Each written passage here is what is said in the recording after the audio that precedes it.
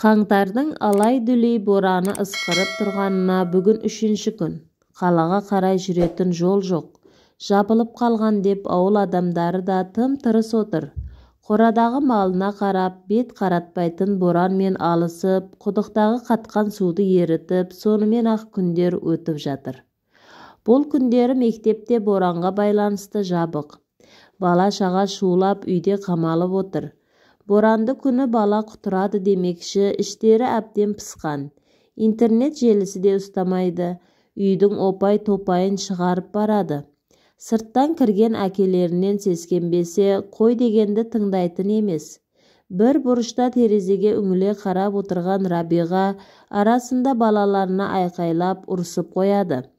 «Басты ауырттыңдар ғой, отырсаңдаршы тыныш», деді зекіп. Оны тыңдаған ешкім жоқ. Демалыс күні абысыны 2 ұлын әкеліп тастаған. Тойға барып келейік, өзімізше бір баласыз қыдырайықшы деп кеткен еді. Әлі жоқ.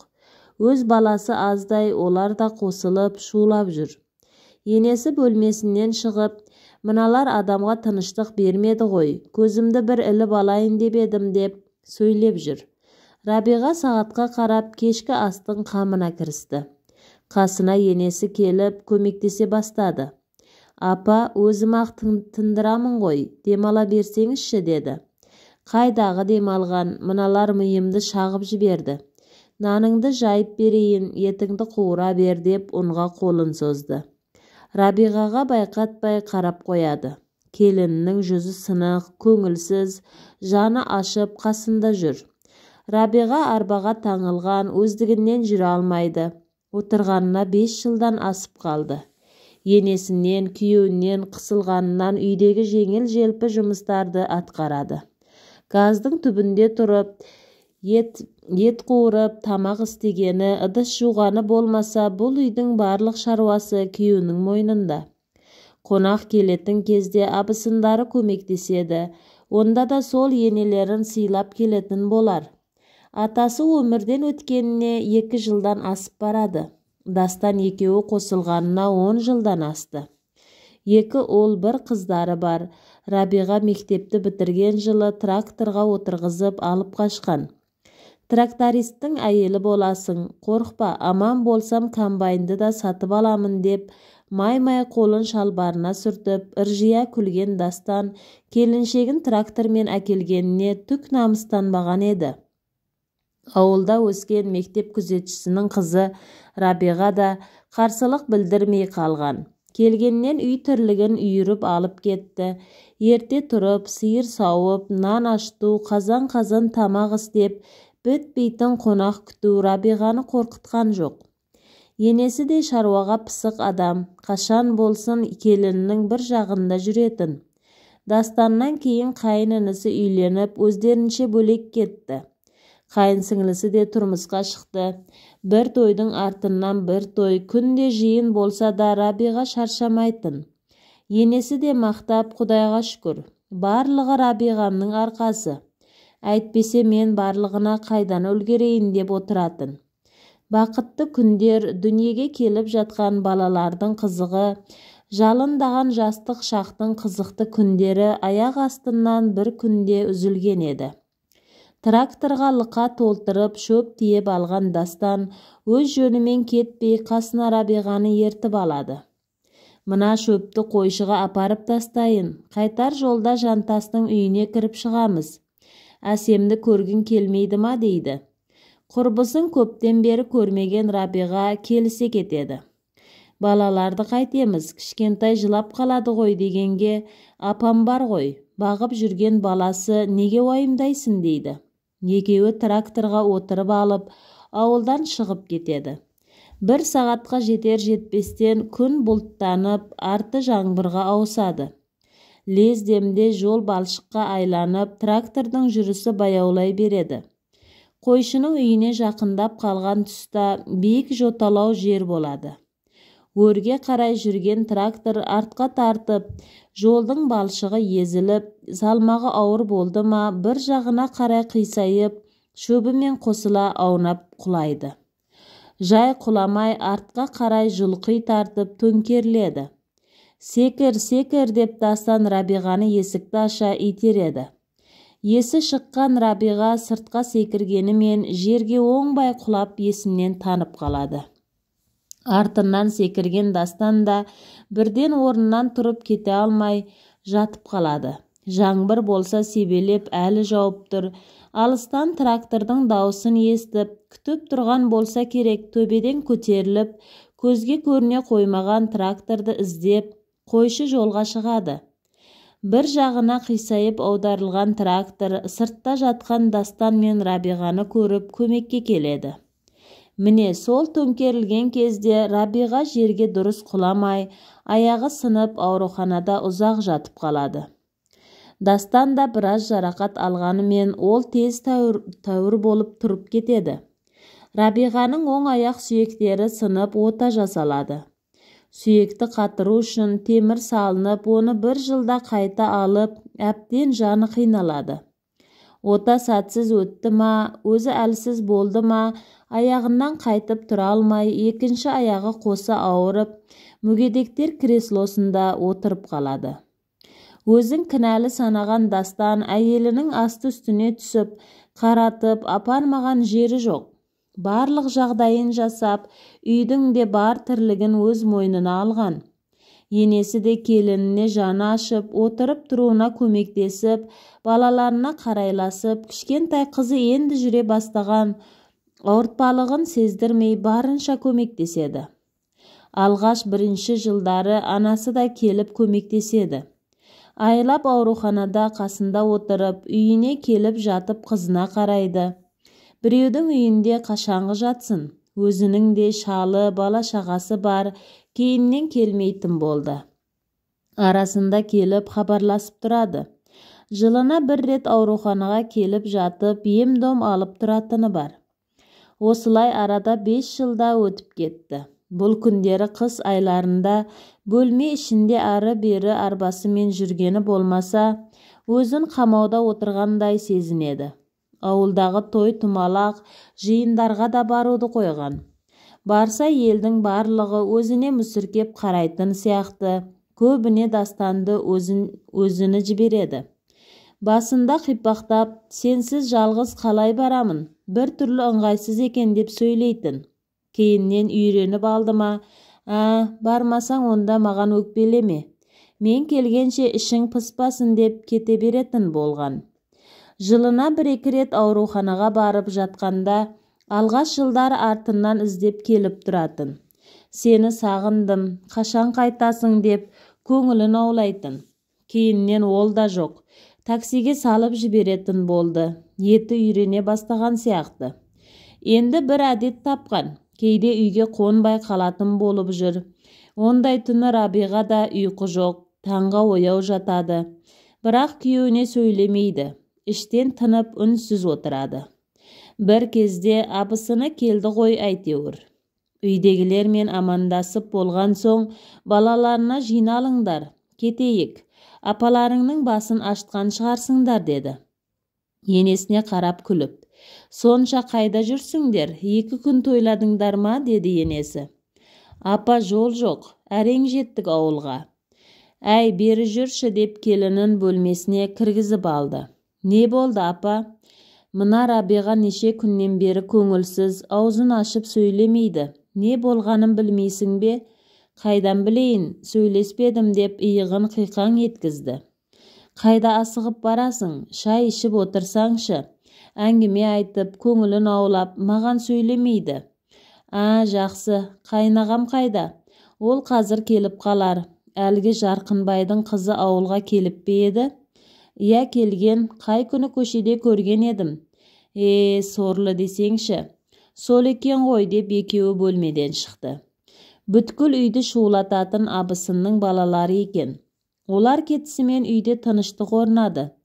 Кешкі ас ішіліп, барлығы жатып қалды. Ұйықтамаған Рабиға ғана. Телміріп Дастанды күтуде.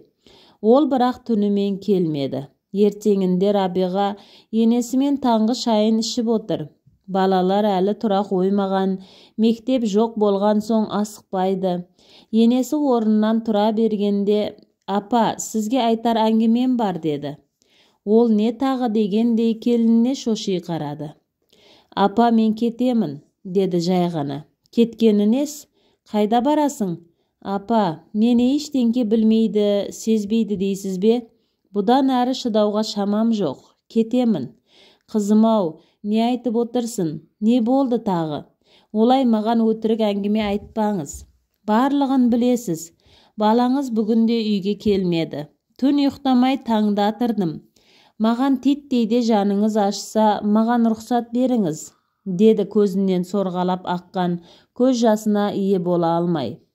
Қарағым, рұқсатымды бере алмаймын. Сабырлық сақташы. Мына балаларыңды ойлашы, оларды қайтесін. Балаларымды тастап кетемін. Оларды асырайтын менде шама жоқ. Сабыр, қызым, сабыр. Шаршаған шығарсың. Төркіндетіп баруыңа болады. Көп болып қалыпты бармағаныңа. Барып демалып, бой жазып келесің, деді. Одан әрі тыңдамаймын дегендей ас бөлмеден шығып кетті. Дереу құдағиына қоңырау шалып, Рабиғаның баратынын айтып жатыр. Дастан шынымен де бұл күндері жүрісі көбейген. Оған себеп Жарқынбайдың 2 рет тұрмысқа шығып, қайтып келген қызы Марзия. Әкесінен қалған үйде жалғыз өзі тұрады. Өзінен үлкен ағасы қалада, бұл ауылға келмейді. Өзі де қалаға кеткен, жолы болмай қайтып келді. Ең алғаш осы Дастанды қаладан келе жатқанда көрді. Жол бойында тұрғанда тоқтай қалып ала кеткен. Ауылға жеткенше әңгімелесіп, Дастанға көзі түскен әйел сол жерде телефон номерін алып, өзінің жоспарын құра бастаған. Қазір де қасында жатқан Дастанды оятып алмайын дегендей үнсіз жатыр. Шошып оянған ол орнынан атып тұрып, жалма-жан киіне бастады. Неге оятпағансың? Енді қайттым, деп жынданды. Сенің ұйқыңды қимадым, сондай тәтті ұйықтап жатыр екенсің, деді сызылып. Енді мына жарықта үйден қалай шығамын? Қап, деді. Ештен кетпейді. Жұрт білмейді дейсің бе? Деп қарап отыр. Ой, сен де, деп сыртқа шықты. Енді көшеде ұры құсап ұрланып келеді. Үйге түк болмағандай кірді де терезеге қарап отырған Рабиғаны көрді. Бөлмесіне кіріп, киімін ауыстырды да тамағын ішпестен тракторын от алдырды да жұмысына кетіп қалды. Келесі күні Рабиғаның анасы келіп, қызын алып кетті. Балалар қала берсін, ертең сабақ басталады екен. Алаңдамай демалып, бой жазып кел. Қайтатын болсаң айтарсың, Дастанды жіберемін, деп енесі шығарып салды. Рабиға енді бұл үйге қайтып келмеспін деп өзіне сенімді болып бара жатты. Дастан кешке үйге келгенде Рабиға жоқ болды. Оны анасынан сұрамады да. Қайда кеткенін сезіп тұр. Үйге кіргеннен анасы сөйлей жөнелді. Сен осы ұяттан безіп барасың. Мына ел жұрттан ұялмасаң да ана Рабиғаға неге жаның ашымайды? Бейшараның жазығы не? Деді баласына тесіле қарап. Апа, әңгімені өзіңіз бастадыңыз, айтайын. Мен тоқал аламын, дегенде анасы ыршып түсті. Не дейді? Тоқал сенің не теңің? Әкең алмаған тоқалды сен аласың ба, деді. Апа, тоқал алу қазіргі заманда жаңалық емес. Елдің барлығы алып жатыр. Тоқалың анау Жарқынбайдың қызы ма? Көргенсіз. Мен оны босағама кіргізбеймін. Апа, ол бөлек тұрады. Анасы өз баласын танымай, ештеңке түсінбей біраз қарап тұрды. Оған Рабиға көнеді дейсің бе? Сіз маған көмектесесіз. Не дейді, деп байқұс ана бетін шымшыды. Қартайғанда маған көрсеткенің осы ма? Жолама маған. Қорықпаңыз, сіз айтпайсыз. Сіз тек Рабиға үйге келгенде қолдау көрсетіп отырсаңыз болды. Сонда кім айтады? Әсемге айтып көндіріп қойдым. 1-2 күнде қолы босаған кезде Рабиғаға барып келеді. Ал көнді дейлік. Содан кейін не істейсің? Марзия екеуміз некемізді қиямыз. Менің заңды әйелім болады.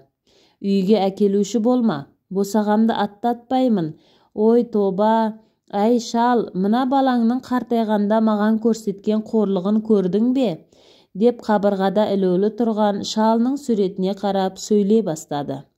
Мені ел жұртқа масқара қылды ғой, құдаларымның бетіне қалай қараймын, деп бетін шымшылай бастады. Кешкі тамақ істеу керек екені есіне түсіп, ас үйге бұрылды.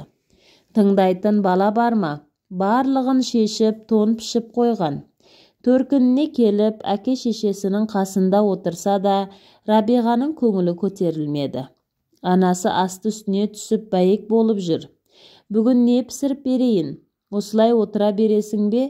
Аздап сыртқа шығып келсеңші, дейді қызына қиыла қарап.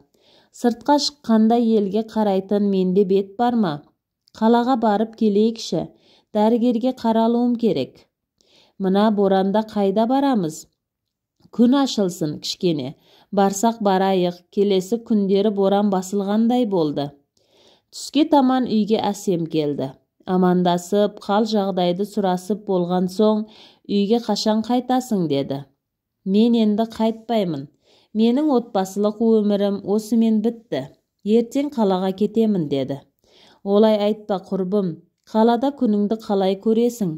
Ағайынға бір күн жақсаң, үшінші күні жақпайсың. Күйеуің бар, балаларың бар, енең де бағыңа қарай алтын адам. Сені кім жіберді, Дастан ба, енем бе?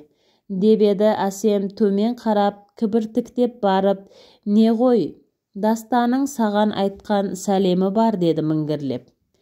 Өзім де біліп едім. Осы сен кімнің құрбысысың? Маған әйел болып жаның ашымайды екен. Сені бұдан бұлай көргім келмейді.